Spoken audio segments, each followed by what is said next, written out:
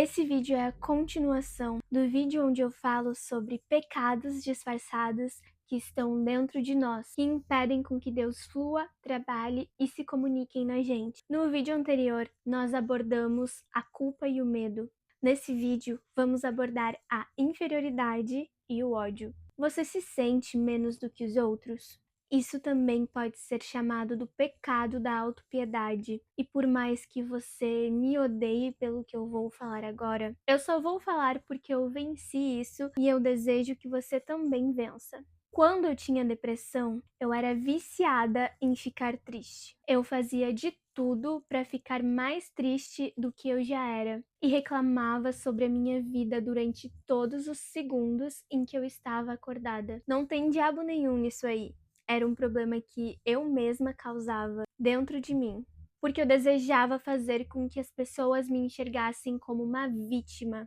E o mundo tá cheio de pessoas assim, que não suportam ser confrontadas quanto ao seu vitimismo. Isso estava tão enraizado em mim que eu não tinha consciência alguma da minha situação, nem ninguém que me amasse o suficiente para me orientar quanto à minha atitude. O problema maior não era a depressão em que eu estava por conta das circunstâncias horríveis que me cercavam, mas o tanto que eu dei permissão para que essa sensação de inferioridade e incapacidade governassem a minha vida. Às vezes a gente tá tão cego e acostumado com o sofrimento que a gente acaba se contentando com isso e nos tornamos pessoas insuportáveis de se conviver. É muito difícil lidar com quem tem depressão, porque nós acabamos contaminando as pessoas com a nossa negatividade e com a nossa tristeza.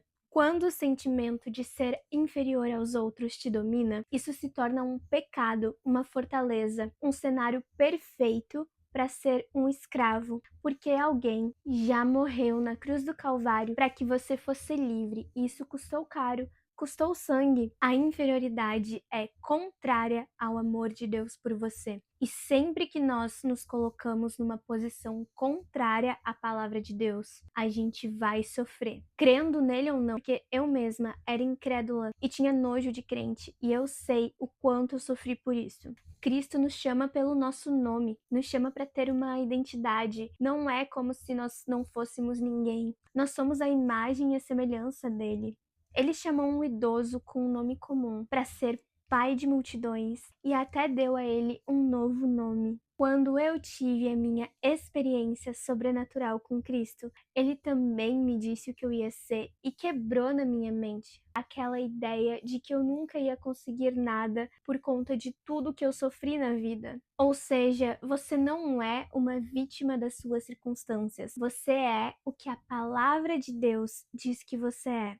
E ela diz que você é um vencedor, que Deus se agradou de te fazer dar o reino dele, que você faz parte de um povo escolhido. Deus só vai poder te ajudar quando você parar de se vitimizar, porque a escolha é sua continuar se afundando nessa posição onde você mesmo se colocou. Se questione se o que você pensa de si mesmo está te levando para onde você deseja ir, ou só está te levando para mais longe de onde você quer chegar. Nossos pensamentos geram ações e nossas ações geram resultados. Quando Deus chamou Abraão, ele não chamou Abraão para fazer algo que ele se achava capaz de fazer, por conta da sua idade, da sua história de vida e das suas circunstâncias à volta. É justamente essas pessoas a quem Deus chama, porque ele chama para sua glória. A história não é sobre você. A capacidade não vai vir de nós, mas vem dele. E se nós pudéssemos fazer tudo sozinhos, nós seríamos autossuficientes e não precisaríamos de um Deus. Mas todos aqui na Terra precisam de um Deus, porque todos correm atrás de coisas para substituí-lo. Agora vamos falar sobre o pecado do ódio, que eu creio ser o mais delicado, porque eu não sei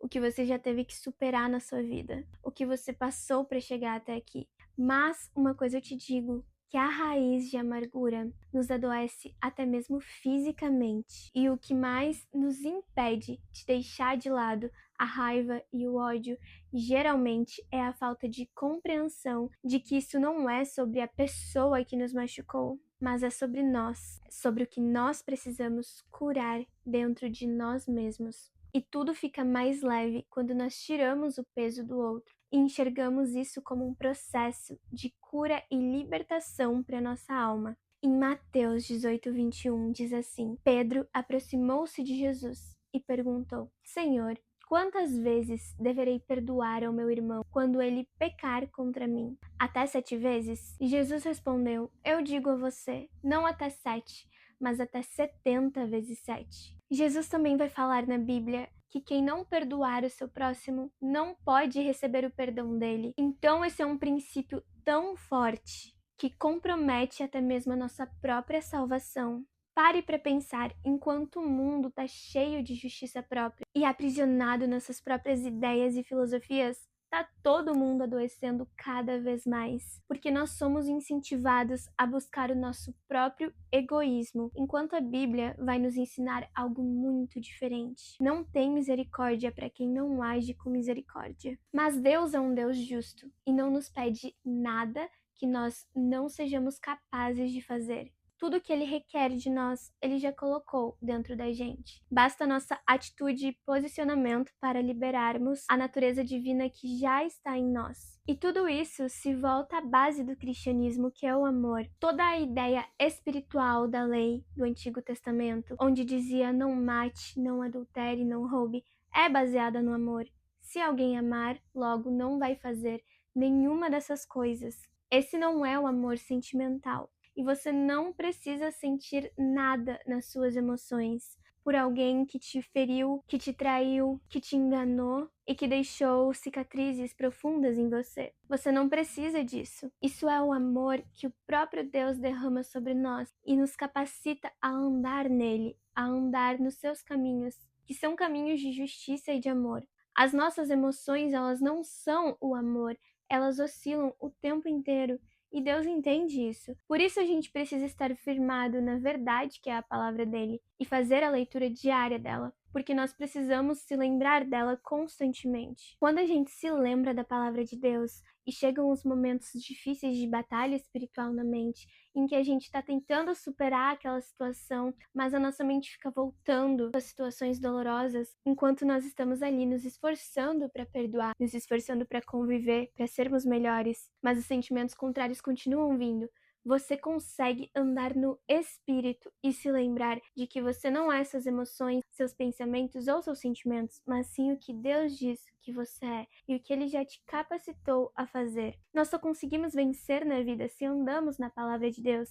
E para isso nós precisamos deixar o nosso espírito nos governar, não a nossa área emocional, que é a nossa alma. Ela precisa de salvação e regeneração, e é isso que Deus quer dar a você. Andar na palavra de Deus é uma decisão diária que tomamos pela fé, de continuar acreditando e andando naquilo onde depositamos a nossa fé, não naquilo em que estamos sentindo no momento. E se você precisa perdoar alguém, deixar alguma situação ir embora, ore por essa pessoa, abençoe ela, porque você não consegue ficar com raiva de ninguém a quem você abençoa e bendiz. Essa é uma chave que está na Bíblia sobre como reagir com os nossos inimigos. Em algum momento o Espírito Santo vai acabar te visitando e você vai sentir essas palavras que você está dizendo e as barreiras elas vão ser quebradas. Toda a destruição que isso tem causado na sua alma vai sumir também. Isso não é sobre você ter sofrido uma injustiça enorme, porque quem mais sofreu injustiça, se diminuiu e se humilhou foi Jesus naquela cruz. E ele nos avisou que aqui a gente também teria que carregar a nossa própria cruz. Não há maneira de seguir a ele sem carregarmos uma cruz. E perdoar também é crucificar a sua carne e a sua vontade para obedecer. E obediência sempre vai ser superior ao sacrifício de viver sofrendo, de ficar doente por conta de ações e escolhas de outras pessoas. Eu vou finalizar o vídeo com esse versículo de Mateus 5:4, que diz: Eu, porém, vos digo, amai vossos inimigos, bendizer o que vos maldizem, fazei bem ao que vos odeiam, e orai pelos que vos maltratam e vos perseguem, E Jesus não está avisando para agirmos assim à toa, mas justamente porque é isso que as pessoas vão fazer com nós. No mundo nós teremos aflições. Essas são promessas bíblicas que não atraem as pessoas, porque não falam sobre dinheiro e prosperidade, mas elas também fazem parte do evangelho. Eu espero que esse vídeo tenha te edificado e adicionado na sua vida, que você encontre as respostas que tem buscado em Deus. Espero te ver novamente num próximo vídeo. Até mais!